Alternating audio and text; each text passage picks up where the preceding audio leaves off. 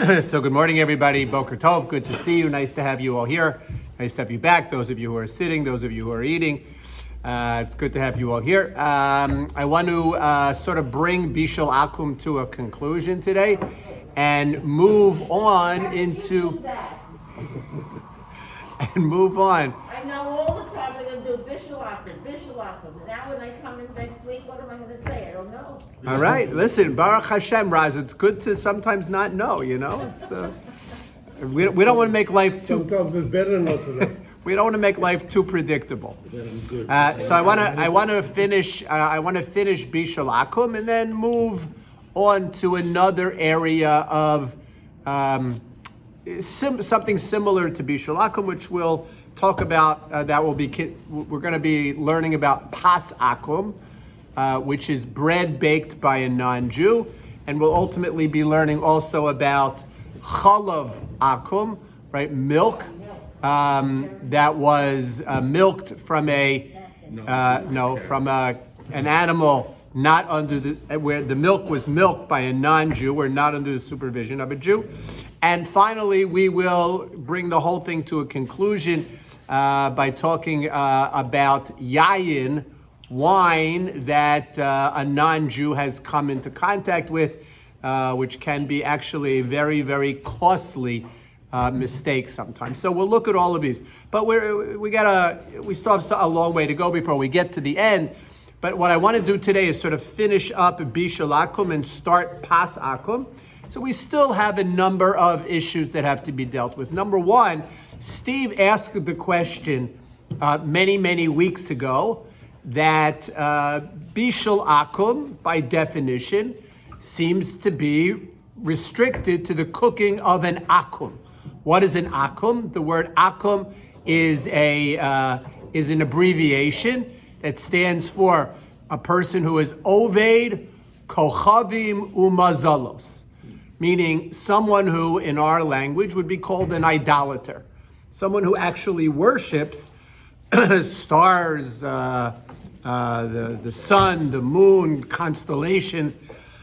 That would be right. That's an idolater, right? That's an idolater. So Steve, in his usual fashion, to be precise, wanted to understand: does it apply only to an idolater, or does it apply today to anyone who's not Jewish, even if that person is not an idolater? An interesting question. We call it Bishul Akum. Is it only Akum? Now, at one point, I would say, our exposure, our interaction with idolaters is really few and far between. However, in society today, that's actually not true. It might have been true 10 years ago. It might have been true 20 years ago. It's less true today than it was then. There are many more people with whom we interact, particularly in certain fields, that individuals who populate those fields come from countries and still adopt practices of countries that actually worship idols, in many cases animals. And that is, open and shut avodah zarah. So clearly it would apply to such individuals, but would it apply even beyond that? Does it apply to the average non-Jew who doesn't worship idols?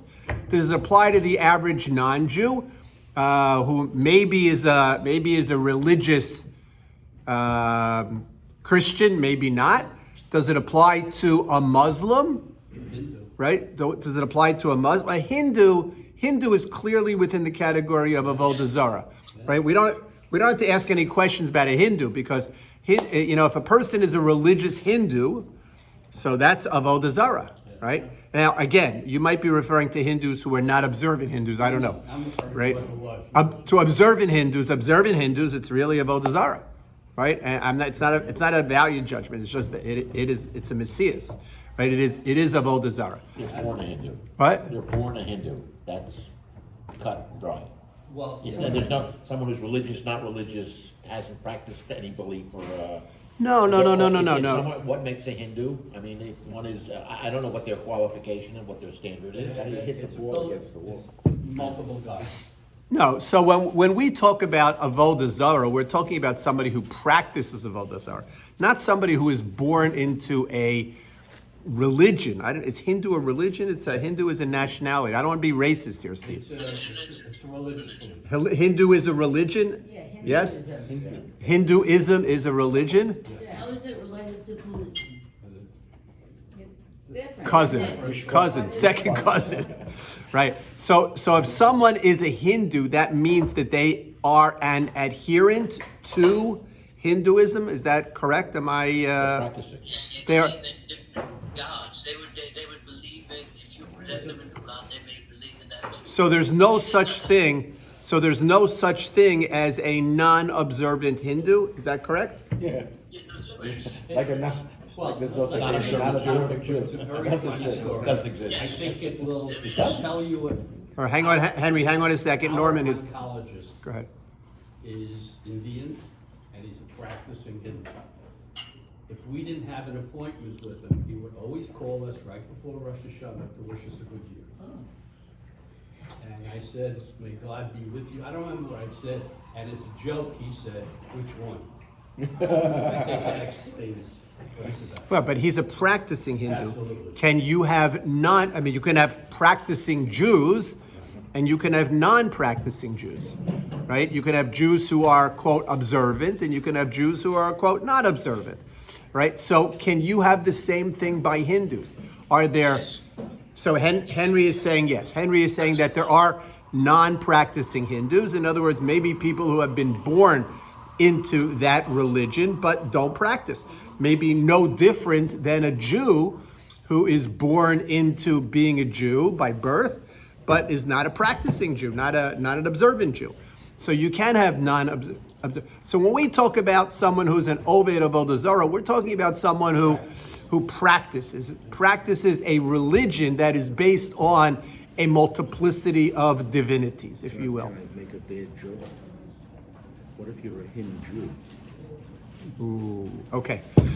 All right, come on. But your question is whether they're practicing or not, whether they fall under us. No, so they only so only people who practice Avodah Zarah are considered as Ovdei Avodah Zarah.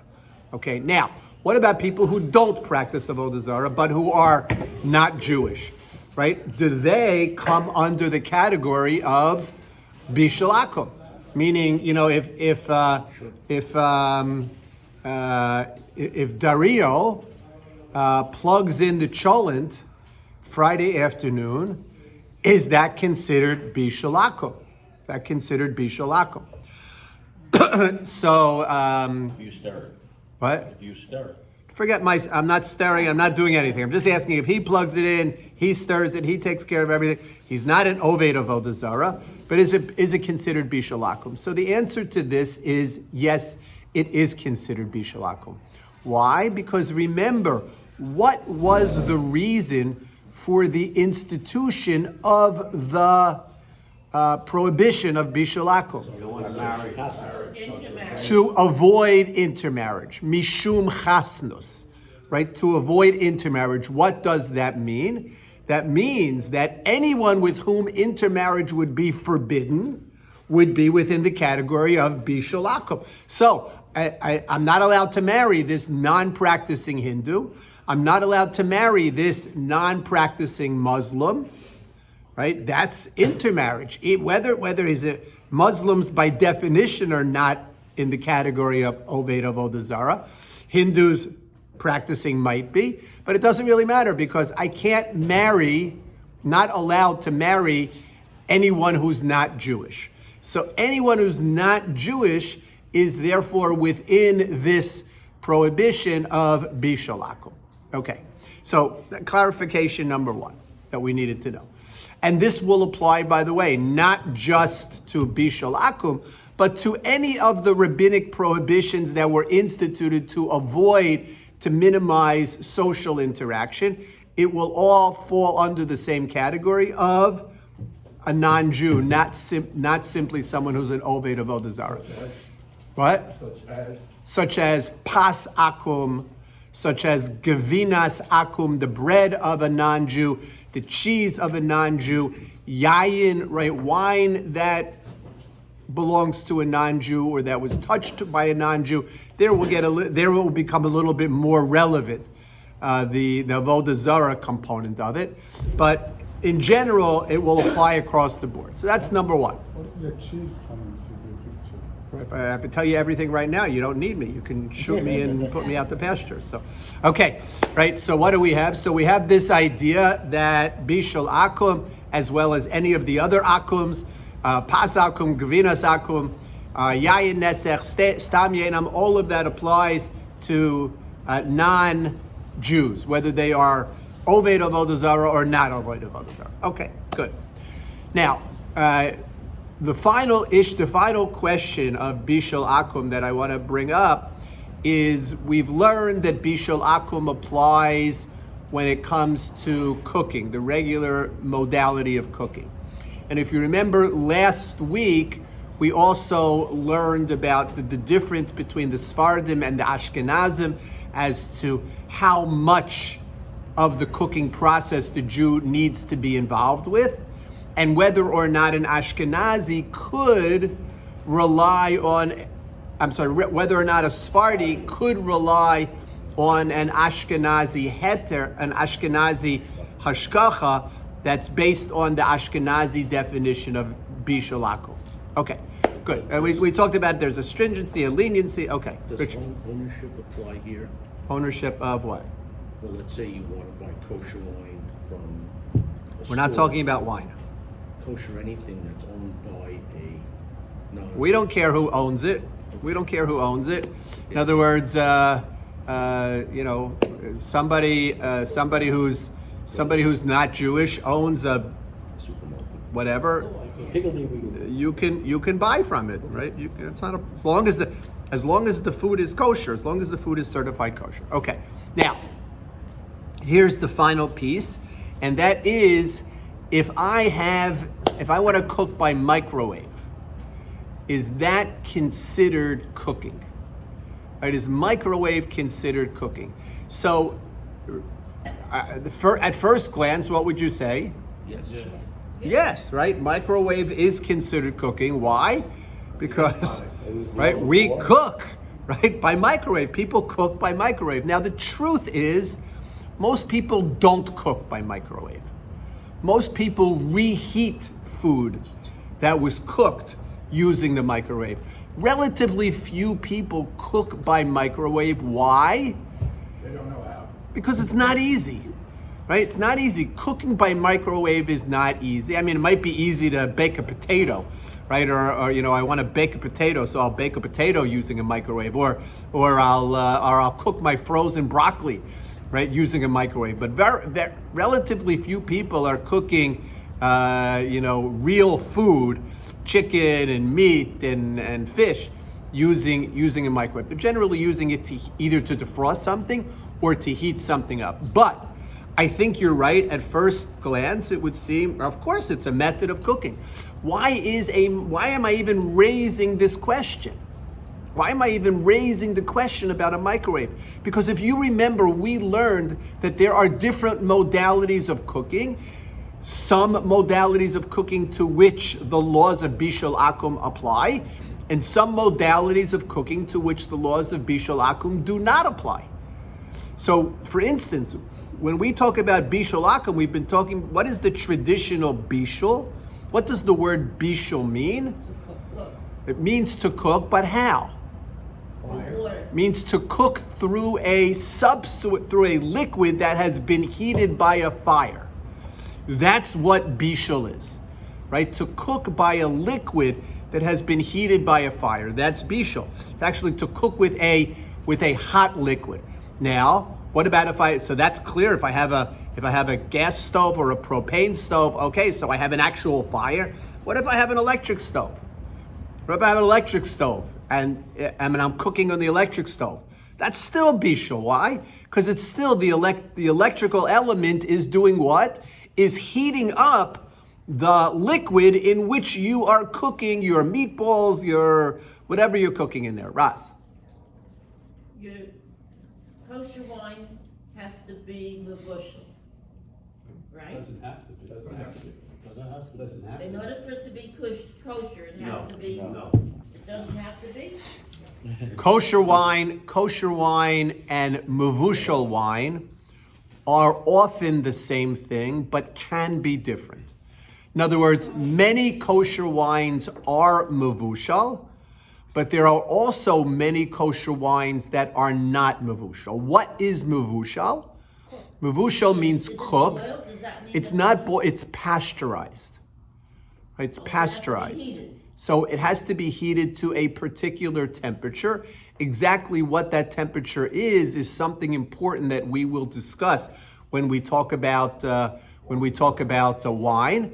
But just think about it for a moment. I don't know if I have any wine connoisseurs here. From the fact that you're at an 8:30 class, I'd probably say no, right? But a wine connoisseur is not going to drink a pasteurized wine. Why? Because the heating process impacts on the taste of the wine.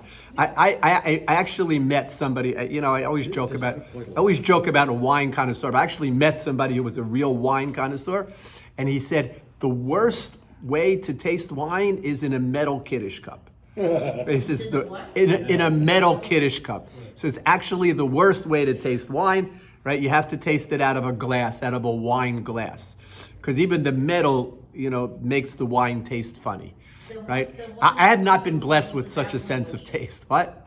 And what is kosher wine? In other words, a Jew is taking care of the wine, the whole process. Right. It doesn't have to be mevushal. I don't want to get too involved in that discussion, right? Because then you'll be able to skip that week, right? I don't want to get too involved in that discussion, but yes, right? Yes, if you have wine which is not mevushal, it must be handled only by a Jew. Whether it needs to be a religious Jew or a not religious Jew, Jerry, we'll talk a little bit about that as we get there. All right, we'll get there. Okay? All right. Right. So what do we so clearly the traditional bishul term that we use is a hot liquid. Whether that liquid became hot through a flame underneath it, or whether that liquid became hot through through an electric element. That's bishul. When we talk, there's another method of, that's what we call cooking, but there's another method of cooking, which we don't refer to as bishul, but nevertheless it is cooking. And what is that? That's baking or roasting, right? Baking or roasting is done through how? Not a hot liquid. It is done simply through the modality of heat, right? You put a cake in the oven, right? You put a cake in the oven. You put meat in the oven, right? You put chicken, whatever you put in the oven. Now, there might be some liquid that is connected with that. There might be like a pot roast or something like that. There could be liquid.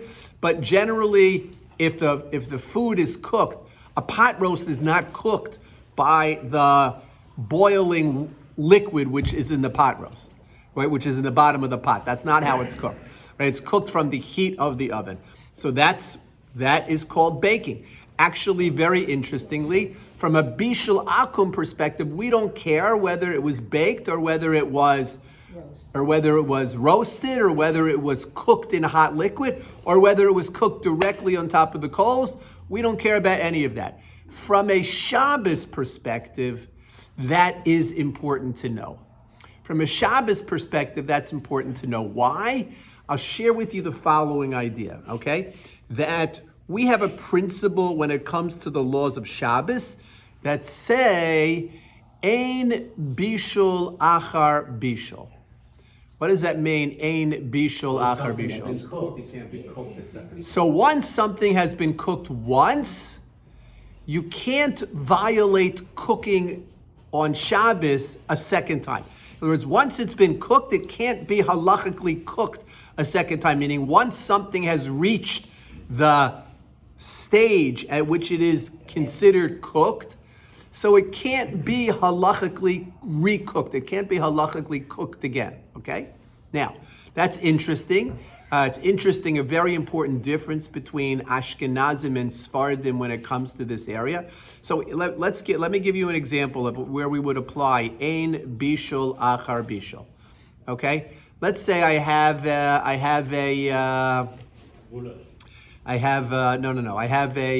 piece of chicken. No, I don't want to use a piece of chicken. No, I want to use something that was cooked in a liquid. I want to use something that was cooked in a. Chicken soup. All right. Meatballs. Okay. So, all right. So, I'll make it. I'm gonna. Broccoli. Broccoli's not a food. Okay. So let's. I'll try to do it a little bit of a different way. Okay.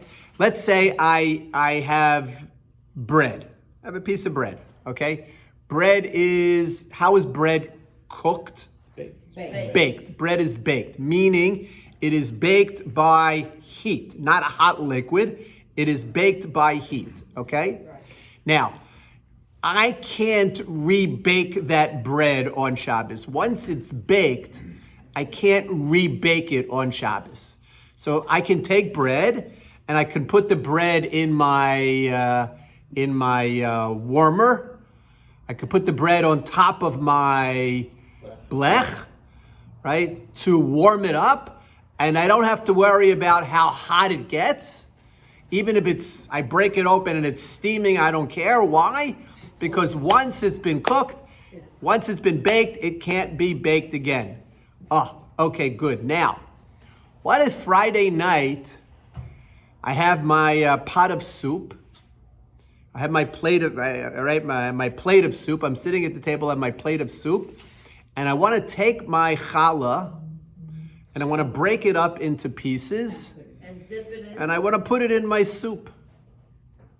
Put it in my soup. Am I allowed to do that? Am I allowed to do that? Am I allowed to break up my challah and to put it into my soup? Just dip it in. Hey, what's the difference? Dip it in, put it in. What's the difference? You have to.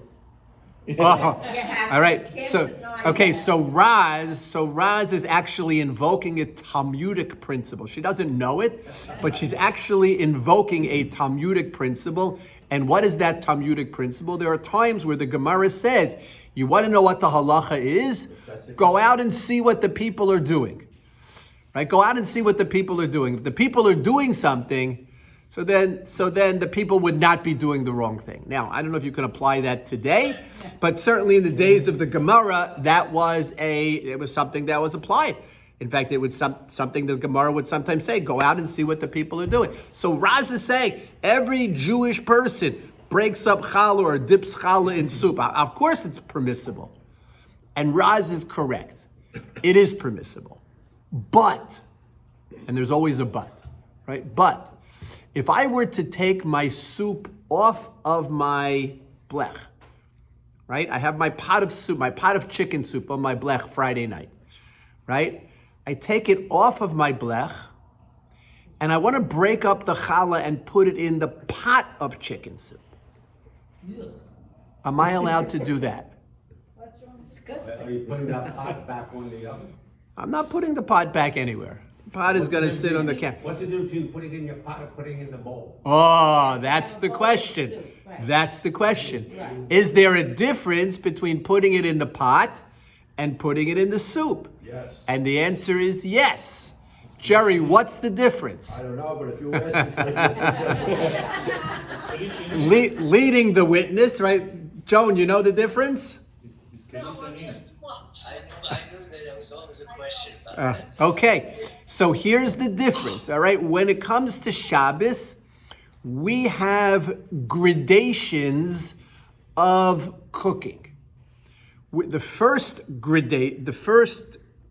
category or grade of cooking is a pot al gabe ha'esh. A pot which is sitting on top of a heat source. That pot is called a kli. Anybody know? Kli rishon. It's the mama pot, if you will, right? It's the first grade pot. It's the kli rishon. It's the source, which is sitting on a heat source. You are not allowed, as we learned, you can't lift the lid of that pot to check in. You can't stir that pot while it's on top of the fire. You can't put spices into that pot while it's on top of the fire. All of those things are prohibited because anything that you do in a kli rishon, which is al gabe ha'esh, which is on top of the fire, is considered cooking. So you can't do that, okay? I take my pot off of the fire. I've lowered the grade of this pot. It's still a kli rishon because anything in which something was cooked, the original cooking container is defined as the kli rishon. So it's still a kli rishon, but it's no longer al gabe ha'esh. So it's been diminished just a little bit, but not enough. So therefore, if I would take bread and break up the bread and put the bread in the pot, even if I'm going to now ladle it out and put it into bowls, I have done something wrong. Because the bread is being cooked now in a manner different than the way in which it was originally cooked. How was the bread originally cooked? Baked. It was baked. It was baked through heat, through a dry heat. What's happening to the bread now? Now the bread is being heated up through a hot liquid. Something which is heated up through a hot liquid is different than something which is heated up from a dry heat. So I am, in effect, cooking the bread. So how is that? Why can I use it? Why can I then put it in my bowl? Because the soup, once the soup goes into my bowl, what is the bowl? The bowl is considered a kli sheni, a secondary vessel.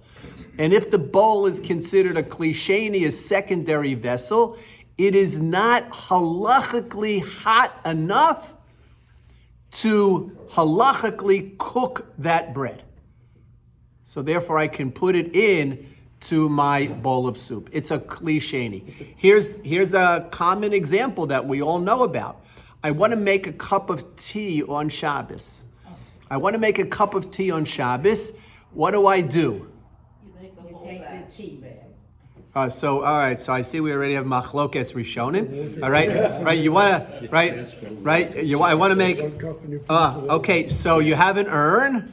The urn is a kli rishon. The urn is by definition a kli rishon. It is al gabe ha'esh. There's no fire there, but there's a heat source underneath it. That's an electric heat source. That's why it's plugged in. That's why you have the light. Right? It's an electric heat source. That is considered, the urn is considered a kli rishon. I take water out of that urn into a cup. The cup now has the status of a kli sheni. Okay? I pour from that cup into a second cup. That second cup now has the status of a kli shalishi. And we say that even things which are as easily cooked as tea leaves can't be halachically cooked in a kli shalishi. Okay, now, I'm gonna pause for a second to share the following with you. Okay? None of what I just said is scientific. It's not scientific. If you make a cup of tea in a kli sheni, it's going to look the same as a cup of tea in a kli shlishi. It's not going to look any different. And the drop in temperature of the water from a kli sheni to a kli shlishi is minimal. The drop of temperature. If you were to measure the temperature in an urn, measure the water of the temperature of an urn, and then you would pour it into a cup, and you would measure the temperature of water in that cup, it would be the difference would be minimal. Now, if you let the cup just sit there, obviously it's going to cool off. But I'm talking about right away. The difference is minimal. I then pour it into another cup, which is a kli shlishi, and I take the temperature, and I measure the temperature of the water. It is minimal. It's less, but it's minimal. So this is not a scientific proposition. This is a halachic construct. It's a halachic construct. The rabbis have said that kli rishon cooks, kli shlishi does not cook. Okay? Even if you tell me scientifically the difference in temperature between a kli rishon and a kli shlishi is maybe, I don't know, 5 degrees? Maybe 5 degrees?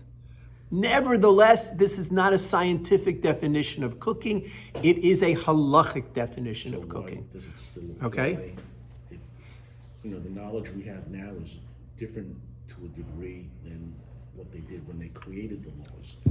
Why does it still apply? It still applies because this is the halachic construct, meaning No, I that know. what happens, the rabbis believe that when you pour from a kli rishon into a kli sheni, there is a dissipation of the heat. Now there is, that's for sure. There is a dissipation of the heat. The air absorbs some of the heat. The cup into which you've poured absorbs some of the heat. Now you are pouring into a kli shlishi. The air again is going to absorb some of the heat. That second cup is going to absorb some of the heat. And the rabbis say once that much heat has been absorbed from the original source, we don't consider that halachically cooking. The rabbis were defining halachically cooking by these sources, not by actual measurement of temperature. Because maybe they didn't know exactly. Whatever. What I'm saying is. I know what you're saying is because we Now, can, then it right, was- but what I'm saying to you is you're basing your definition of cooking on the temperature of the water. Rabbis did not base it on the temperature of the water. That's the difference. Steve, go What ahead. happens when you do a reverse process? I take something from the refrigerator, like an ice cube, and I put it into something that's warmer. Okay, so are you? What are you asking? You're asking me if assume I have, the concept if I goes have, both ways. right? Have I cooked that ice cube? All right, because what have I done? I've taken an ice cube, and I've melted the ice cube in a glass of water. So have I cooked that ice cube? Right? You've heated it. I've heated it. No, you've Made it accelerated warm. the process. You didn't heat it away. Change It the melted temperature. anyway. It's like I'm going from Okay. Chinese. All right. So the answer is no. It's not considered bishul, right? Allowing an ice cube to melt is not considered bishul. There might be other issues with allowing an ice cube to melt, which we're not going to go into, but it's not a category of bishul, Howie. So, you said before that ain't bishul acha bishul, right? So why then, when you have some bread that has been baked, and you now drop it into a pot that has hot water in it, or soup or whatever, that is usher? Why should Because that be bishul acha? because there are two methods. Ein bishul achar bishul means you can't cook something that's been cooked. That's all within one method. In other words, if something has been cooked with boiling water, it can't be recooked with boiling water. If something has been baked through dry heat, it can't be rebaked through dry heat. So we're saying it can actually, if But- you take a baked item into water, it can be recooked? Correct. That's exactly what I'm saying. Les. Sorry, I'm not sure if we're going to have time to get back to the microwave. So I don't mind going off on a slight tangent on microwaves. Okay. Okay, I think many people, I'm generalizing now, have got 2 ovens, dairy and meat. I don't know how many people have 2 microwaves. And what happens if you put meat in one and milk in the other? Okay, so Leslie's asking a very good question, a very interesting question, and that is, many people today have 2 ovens. I will tell you, I grew up with 1 oven. My house, we always had 1 oven. I got married, I only had 1 oven. right? With one oven. I didn't know 2 ovens. I came to Great Neck at 2 ovens, right? But until I came to Great Neck, I only had 1 oven, right? 1 oven. You know, we say most people today have 2 ovens. You have to define where you're talking about most people, right? Right? You know, there are people who have 2 ovens, but many people have 1 oven. So I have 1 oven, okay. What I have 1 microwave. So what do? How do I cook milchiks and fleischiks using 1 oven? How do I cook milchiks and fleischiks using 1 microwave? What about if I only have 1 dishwasher? Chas v'shalom. I only have 1 dishwasher, right? So can I cook milchiks, can I clean milchiks and fleischiks in my dishwasher? So these are great questions. Obviously, will take us a little bit far afield to do that. I will tell you what I do, and that is that I have 1 microwave. There are people who have milchik microwaves and fleishik microwaves. I'm not saying you shouldn't, but I happen to have 1 microwave, and I use that microwave both for milchiks and fleischiks, not at the same time, right? I use that microwave for milchiks and for fleischiks, and both are covered. In other words, whenever I cook fleischiks in the microwave, it is covered, and whenever I cook milchiks in the microwave, it is covered. I never ever cook something in the microwave that is not covered. Jerry. Why, I lost something along the line. Why is the tea necessary for kli shlishi, but the bread that we were talking about that you put in your soup plate is only a kli sheni? Because tea leaves are in the category of something called kale habishol, which means they become more easily cooked than bread. Right? So bread, which doesn't become so easily cooked, I could put it in my soup, which is a kli sheni. Right? Tea leaves, which become more easily cooked, I want to put in a kli shlishi as opposed to a kli sheni. Okay. Iraj. You have a kli shlishi. Is there a difference if I pour the water in the cup first, then put the tea bag, or have a tea bag, then pour the water? Okay, so now we're drilling down here. All right, is there a difference if I put the tea bag in the cup before I pour the water from the second cup? I put the tea bag in the 3rd cup, and then I pour the water from the 2nd cup, or do I have to pour the water from the 2nd cup first and then put the tea bag in? So the halacha is that ideally you should pour the water first and then put the tea bag in. Why? Because even though I told you there's a kli rishon, there's a kli sheni, there's a kli shlishi, there are actually intermediate steps. So pouring from a kli rishon into a kli sheni is called irui kli rishon. Pouring from a kli sheni into a kli shlishi is called irui kli sheni. So irui, which means pouring, brings it once closer to where it's coming from. So I have a kli sheni, right? I filled up the cup from my urn, okay? I have a kli sheni. Now, if I put the tea bag in the 2nd cup and pour the water over it, that is 1 step closer to the kli sheni, because irui kli sheni, than if I first pour the water in and then put the tea bag in, which that is the preferable, to put the water in first and then to put the tea bag in. What about instant coffee? That's already cooked. Instant coffee is already cooked. And since instant coffee is already cooked, right, we apply the principle of ein bishol achar bishol, right? How do you cook coffee? Roasted, right? Coffee beans. Beans are But this- roasted. The beans are Instants roasted. are- And then instants are very ground. good. Yeah, they're roasted and then ground. We make coffee in a kli sheni, meaning I'll fill up a cup from the urn, Right? and I will then pour water I fill up a cup from the urn, and then I will then put coffee directly into that cup. We don't require a kli shlishi for instant coffee. This is instant coffee. Instant coffee, yeah, instant coffee. But Is brewing cooking? What is brewing is the cooking. process? Hot water. Brewing is cooking, hot So water. So you're brewing the tea. I mean, aren't you? as You are- opposed- you are as brewing the opposed- tea. There are people that have, today everybody has their own tea bag. There was a time when the tea bag was, they brewed the tea before Shabbos, and then they took. Yeah, the yeah. product It was of that, called, that it was essence. called, it was called essence, right? People made very strong tea before Shabbos, and then poured that tea. Is that an extra step? or- No, that makes it even better. You could do that with a kli sheni.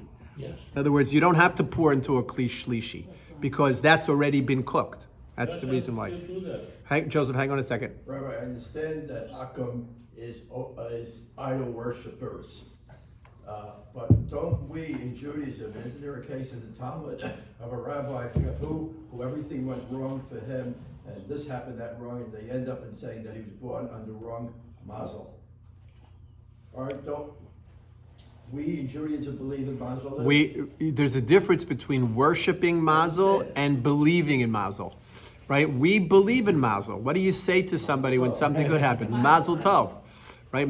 Every time you say Mazel Tov to somebody, what are you saying? Wishing them a good constellation. You're wishing them a good constellation, right? So we, right? We believe we believe that when HaKadosh Baruch Hu created the world, HaKadosh Baruch Hu set things in motion in the world so that our lives can be impacted by mazalos, right? By constellations, by what goes on in the world around us, right? So we believe that. In fact, the Torah itself tells us that HaKadosh Baruch Hu took Avram Avinu out from under his mazel, right? Took him right outside of his mazel to tell him that, you'll have, right? Within your mazel you won't, but outside of your mazel you I will. thought individual Jews have mazel, but not the nation of Bnei Israel. Individual Jews have mazel. But not Bnei the nation Israel, of Israel separate. correct. Correct. Mazel, right. Correct. Okay, back to the microwave, okay? I hope I've answered the question there. Dishwasher, most people do not use a dishwasher for milchiks and separately for milchiks and fleishiks. And the reason for that, although in Eretz Yisrael it's more common, by the way, in Eretz Yisrael it's more common. Fascinating sociological differences between kashrus in Israel and kashrus outside of Israel. But most people in the United States, or most observant Jews that I'm familiar with, we'll narrow it down a lot, do not use a dishwasher for both milchiks and fleishiks. What's the reason for that? The reason for that is if you ever cleaned a dishwasher, and most people have never cleaned their dishwasher, but if you've ever cleaned a dishwasher, what happens is most people, there are some people who wash their dishes before they put them in the dishwasher. I don't understand those people, but there are people who do that, right? Wash your dishes before putting them in the dishwasher. But if you don't do that, so there's schmutz, right? There's schmutz on the dishes. What happens to the schmutz on those dishes? Right? It gets washed off of the plate and settles ultimately in the bottom of that dishwasher. And there is a trap in the bottom of that dishwasher, and you can actually find pieces of food in that trap when you clean that trap out. So because of that, in other words, imagine if you have pieces of chicken or meat in that trap, and now you're washing your milchik dishes. So most people will not use the same dishwasher for both milchiks and fleishiks separately. Because of the racks. They're not metal. No, so the question is, what are the racks made out of? Steel. Well, the racks are generally made out of metal that's covered by hardened plastic. Right? Metal covered by hardened plastic. It's a whole debate as to whether or not you can kosher plastic. You can certainly kosher metal. Question is, can you kosher plastic? And there's a whole discussion. Can you kosher a dishwasher for Pesach or not kosher a dishwasher for Pesach? It's part of that whole discussion. Richard. We don't eat meat anymore, but back about 40 years when we did in our old house, What we did with our dishwashers, we had two sets of racks, one for Milton and one for Fleischer. So if we were washing it off, and we always wash the Okay, dishes. so I'm glad before you we don't put do it that in the anymore. dishwasher. I'm glad you don't do that anymore. Okay, so let's come back to Bishul Akum and let's come back to Bishul Akum and the microwave, right? Right. It is not cooking in the classical sense, right? There's no hot liquid, right? That is cooking, and in fact, not only is there no hot liquid, but there's no dry heat either, right? Theoretically, if you put your, you run your microwave for 5 minutes and then you stop it and you touch the walls of the microwave, they will not be hot. The walls of the microwave will not be hot. All right, so how does food cook in a microwave? What cooks the food in a microwave? The Light ones radiation moving. causes the moisture inside the food to vibrate. Thank you, good. And what does that That's how do? it cooks. Right, correct. The radiation from the microwave cooks the food from the inside out. The food is literally cooked from the inside out. It's not the normal method of cooking. So since it's not a normal method of cooking, there is a whole debate as to whether or not Bishul Akum applies to a microwave. And there is obviously, because it's a Jewish topic, there are those who prohibit it, and there are those who permit it under cases of need.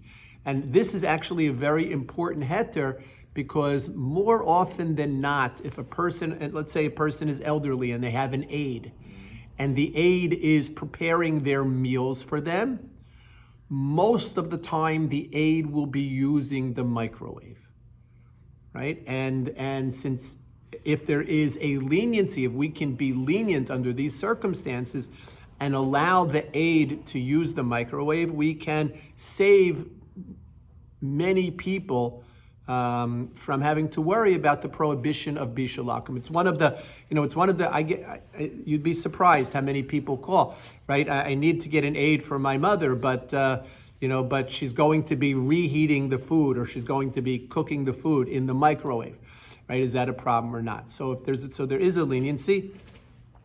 Rav Asher Weiss, one of the major poskim of our generation, is lenient in the case of need to not consider microwave to be the classical case of Bishul. They're less strict with, let's say, LED lights, which gives off light and gives off everything, basically. Less strict, what does mean less strict One mean? would think that a microwave, which doesn't fall into the category of cooking, would automatically be allowed.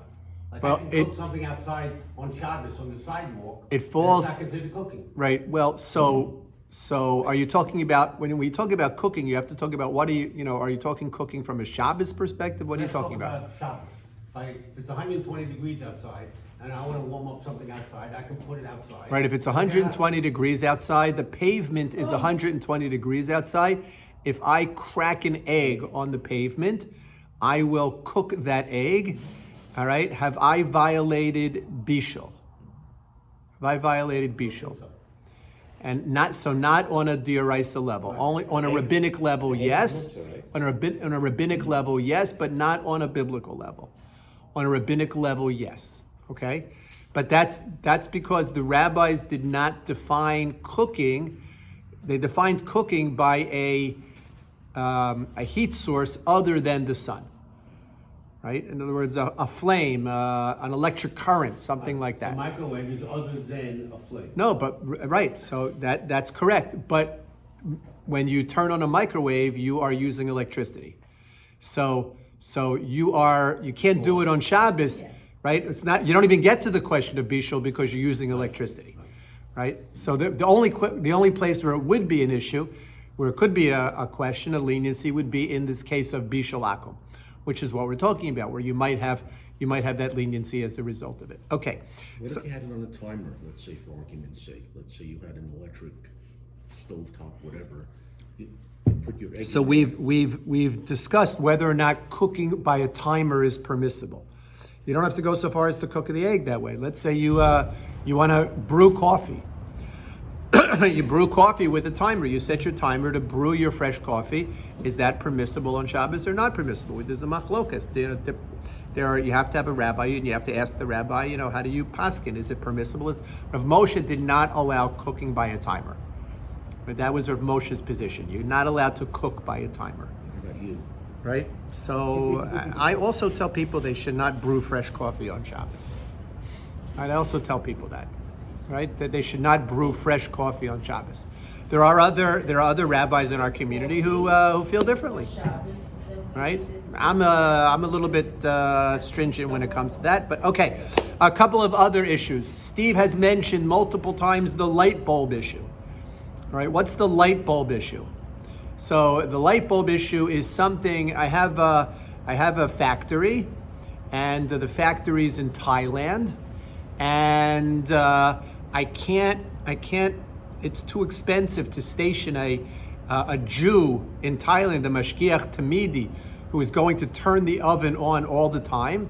So what do? So I put an incandescent bulb in my oven that's going to give off a little bit of heat. And the mashgiach, when he's there for his once-a-year visit, turns on that light bulb, and that light bulb will burn the entire year. Does that obviate the problem of bishul akum or not? So there are those kashrus agencies that do rely on such a heter. Right? There are kashrus agencies that will rely on that heter of the light bulb, that's saying essentially that the light bulb which produces a little bit of heat, a minimal amount of heat, is no different than taking a wood chip and throwing it into the fire. The OU does not rely on that heter, and other kashrus agencies do not rely on that heter. And the reason why they don't rely, there are two reasons why they don't rely on it. Reason number one is because when the Gemara talks about a Jew taking a wood chip and throwing it onto the fire, the Jew is contributing to the fire that cooks. The light bulb is a separate heat source from the fire that cooks. And since the light bulb is a separate heat source from the fire that cooks, the OU and other kashrus agencies don't rely on it. Interestingly, there might be a second reason as well, and what is that? And that is that electric companies often redirect power from one generator to another generator, as a matter of course, to balance the load. So if the electricity which is supplying this light bulb comes from generator A, and the electric company redirects it so that the electricity is now coming from generator B, that might be considered as if the light bulb was shut off and turned back on. And also, wherever you go, somewhere in a year, electricity is going to go off. Power will be lost. Yeah. Okay, so you have that issue also. And now So, with LED bulbs, right, so a light bulb in the oven is relied on by some, but not relied on by most. There is a very interesting solution to this issue, and what is that? And that is, it is possible now through technology to turn on ovens remotely. Now, some of you might have that ability to do with your own ovens. I could do it with my oven at home. Not that I ever do it, but I could. My oven at home does have the ability to be turned on remotely, meaning I could use my phone and I can turn on my oven. Now, obviously, there are certain safeguards built into that, but a kashrus agency could and does rely on an oven being turned on remotely. Now, in order to do that, you would need to have some way of verifying that the oven is off before you go through the process of remotely turning it on, right? Just to ensure that but this is how people deal with issues of cooking, primarily when it comes to fish that is steamed in remote locations around the world. How kashrus agencies deal with these particular So if instances. you have a generator, let's say you have a power outage on Shabbos, your generator kicks on. Would that be- What's the problem? I don't know, I'm asking you. Okay, so we do have the following. We do have a very interesting question. Richard raises the question, let's say that I have a generator in my house, and on Shabbos my power goes out, and what happens? My power goes out and my generator kicks on. right? So what happens to food that I have on the blech? What happens to my cholent, which is plugged into the wall? It goes off for a minute. Right? It goes off for a minute and then it goes back on. It goes off for a minute and then it goes back on. Is that a problem on Shabbos or not a problem on Shabbos?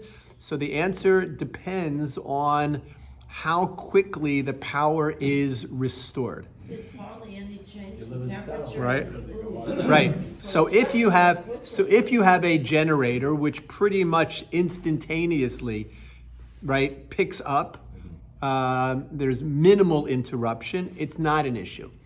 Where it is an issue, where we've had cases in the past, and we once had it here in Shul where we couldn't serve the cholent, is where the power went off, there's no generator, the power went off, and the food cooled down.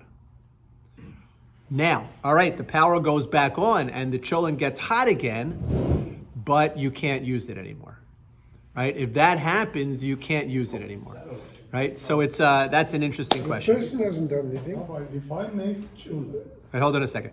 Leslie is right? What is Leslie saying? Leslie is saying, right, but I haven't done anything. Right, I haven't done anything, right? It cooled off and then it heated up all by itself, right? That would be akin to a timer, which we would not rely on for cooking. Go ahead, Iraj. something, let's say I cook the children and I want to eat it in the noontime. So I set up the timer to start in the morning. The food is cooked. Or even if Okay. it's not done. All right. So I can't. So if I'm an Ashkenazi, I can't eat liquid which has been reheated on Shabbos. If I'm a Sephardi, I can. But if I'm an Ashkenazi, I can't eat liquids which have been reheated on Shabbos. Meaning, most cholents are liquidy. Most cholents are liquidy. So so if the power goes off and the liquid cools down, and then that liquid is reheated, from an Ashkenazi perspective, that liquid is forbidden to me. It's bishul. I set up the timer to go on Shabbat. So that's Right so before okay. Shabbat. So that's Rav Moshe. That's a question about Rav Moshe, right? Does Rav Moshe Rav Moshe does not allow the baking or cooking by a timer? That's no different than brewing fresh coffee on Shabbos. It's the same thing. So Right? It's the I don't same understand. thing. So why is it okay with the Sephardi and not with the Ashkenazi? Because Sephardim are on a higher madrega than Ashkenazim. Ask them, they'll tell you. Rabbi, when you were talking about the starting your oven remotely, right? So that would make it too easy to allow a non-Jew to push a button 10 miles away and start the oven. So that's why I'm saying you would need to have a mechanism to ensure that right before you turn the oven on, you would be able to verify that the oven is off. Okay. Especially a non-Jew can remotely put it on. What? If a guy put the oven on, pushing the button, it would not be usable. Correct, that's correct. But in other words, before the mashkiach pushes the button, he confirms that the oven is off. Now he knows that him turning the oven on is a result of what he's doing I remotely. think technology is going to make it more and more difficult to make top-in. Okay. Okay, everybody have a great week. We'll see you next week.